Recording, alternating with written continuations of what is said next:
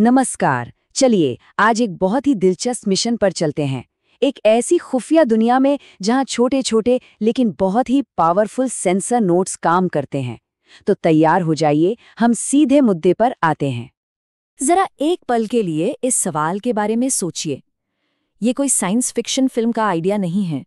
ये जो sensor nodes हैं ना, जिन्हें हम अपने छोटे डिजिटल जासूस कह रहे हैं, ये सच में बहुत बड़े बड़े मिशंस को अंजाम दे सकते हैं।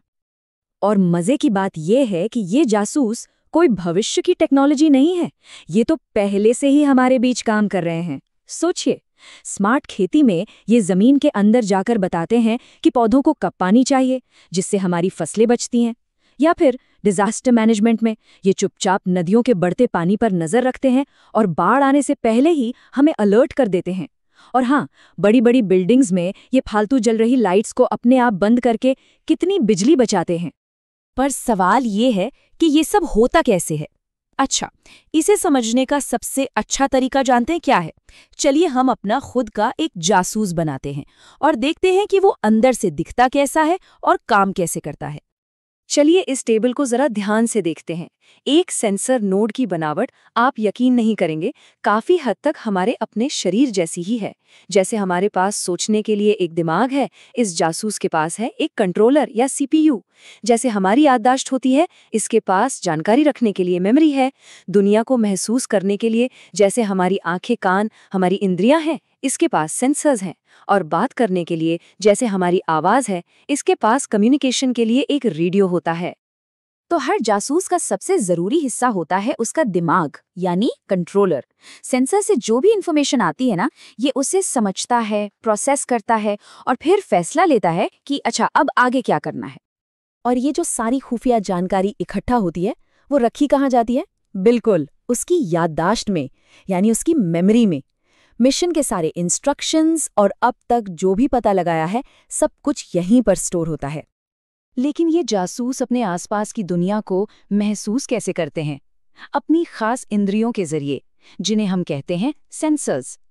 ये तापमान में जरा से बदलाव से लेकर जमीन की हल्की सी वाइब्रेशन तक सब कुछ पकड़ सकते हैं। पर देखिए, एक अकेला जासूस ज्यादा कुछ नहीं कर सकता। असली ताकत तो टीम वर्क में होती है ना? इसका रेडियो ट्रांसीवर ही इसकी आवाज है। इसी से ये दूसरे जासूसों से बात करता है, जानकारी शेयर करता है और मिलकर एक पूरा का पूरा नेटवर्क बना लेता है। तो इन 4 मेन हार्डवेयर पार्ट्स को याद रखने का एक बहुत ही आसान तरीका है। CMSP, मतलब कंट्रोलर, मेमोरी, सेंसर, पावर। या फिर बस ये एक लाइन याद रखिए, छोटा मगर सब कुछ पता। तो फिर से बताइए, वो 4 मेन कंपोनेंट्स कौन से हैं जो हमारे डिजिटल जासूस का शरीर बनाते हैं? ठीक है, तो हमारे जासूस का शरीर तो तैयार हो गया, लेकिन सिर्फ शरीर होना ही काफी नहीं है। उसे चलाने के लिए, उसे काम करने के लिए एक तेज दिमाग और समझ की जरूरत होती है। एक सेंसर नोड के लिए ये काम करता है उसका ऑपरेटिंग सिस्टम। लेकिन रुकिए, ये कोई नॉर्मल ऑपरेटिंग सिस्टम नहीं है। देखिए, हमारा लैपटॉप तो ये मानकर चलता है कि बिजली का प्लग हमेशा लगा रहेगा और उसके पास जीबीज में मेमोरी है। वहीं हमारे इस छोटे से जासूस को एक नन्ही सी बैटरी पर महीनों या कभी-कभी तो सालों तक काम करना पड़ता है, और वो भी सिर्फ कुछ किलोबाइट्स की मेमोरी के साथ। ये एक बहुत बहुत बड़ी चुनौती है। और यही से प्रोग्रामर्स के लिए असली चैलेंज शुरू होता है। पहला, एनर्जी को किसी भी हालत में बचाना है। दूसरा, कंकरेंसी, मतलब एक ही समय पर कई अलग अलग चीजों पर नजर रखना और उन पर रिएक्ट करना, ठीक एक बाजीगर की तरह जो एक साथ कई गेंदों को हवा में संभाले रखता है। और ये सब कुछ करना है बेहद कम मेमोरी और प्रोसेसिंग पावर के साथ। इसी वजह से हमें एक स्पेशल ऑपरेटिंग सिस्टम की जरूरत पड़ती है, जैसे कि टाइनी ओएस। अच्छा, टाइनी ओएस को एक ऑपरेटिंग सिस्टम की तरह मत सोचिए। इसे एक सुपर एफिशिएंट इवेंट मैनेजर की तरह देखिए, जिसे खास तौर पर इन्हीं मुश्किलों से निपटने के लिए ही डिजाइन किया गया है। इसका काम करने का तरीका भाई एकदम जबरदस्त है। इसे एक बहुत ही स्मार्ट वेडिंग मैनेजर की तरह समझिए।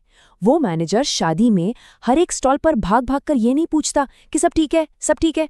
नहीं, वो आराम से एक जगह बैठता है और इंतजार करता है।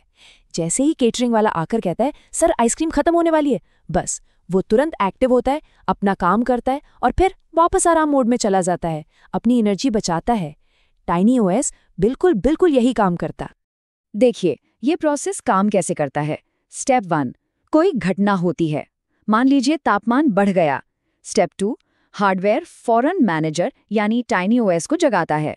स्टेप 3, टाइनी ओएस उस काम के लिए सही स्पेशलिस्ट यानी टास्क को एक्टिवेट कर देता है।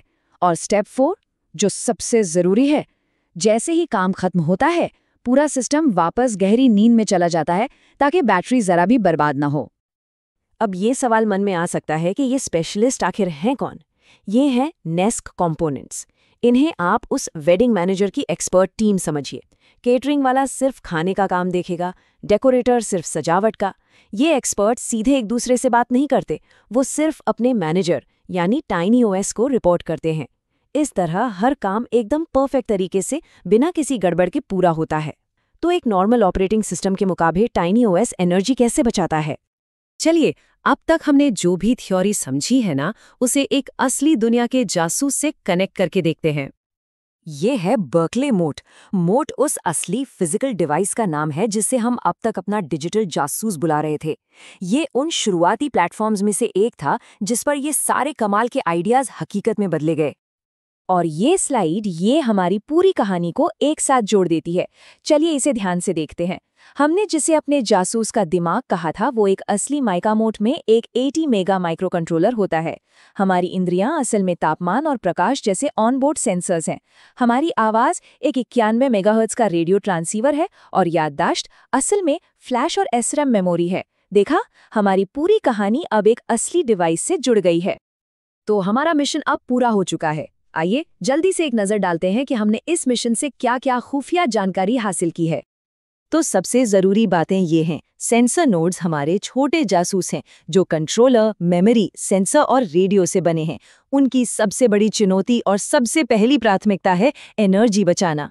इस काम में उनकी मदद करता है टाइनी ओएस जैसा इवेंट ड्रिवन ऑपरेटिंग सिस्टम जो ज़रूरत पड़ने पर ही जागता है। और मॉट्स इन्हीं जासूसों का असली फिजिकल रूप हैं। और ये सब जानना इतना ज़रूरी क्यों है? क्योंकि ये सिर्फ एक किताबी टॉपिक नहीं है दोस्तों। ये इंटरनेट ऑफ थिंग्स यानी IoT, स्मार्ट सिटीज़ और उन सभी ऑटोमेटेड सिस्टम्स की नींव है जो कल को हमारे भारत में ही बनाए जाएंगे। अगर आप इस टेक्नोलॉजी की बुनियाद को समझते हैं तो इसका मतलब है कि आप सिर्फ परीक्षा के लिए नहीं बल्कि टेक्नोलॉजी के आने वाले कल के लिए तैयार हो रहे हैं। तो आखिर में एक सवाल मैं सबके लिए छोड़ रहा हूँ। अब जब हम जानते हैं कि एक डिजिटल जासूस कैसे बनता है और कैसे काम करता है, तो सोचिए अगर हमारे पास ऐसे हजारों जासूसों की एक आर्मी हो, तो हम सब मिलकर भारत की कौन सी बड़ी से बड़ी समस्या को हल करना चाहेंगे? इस पर जरूर सोचिएगा।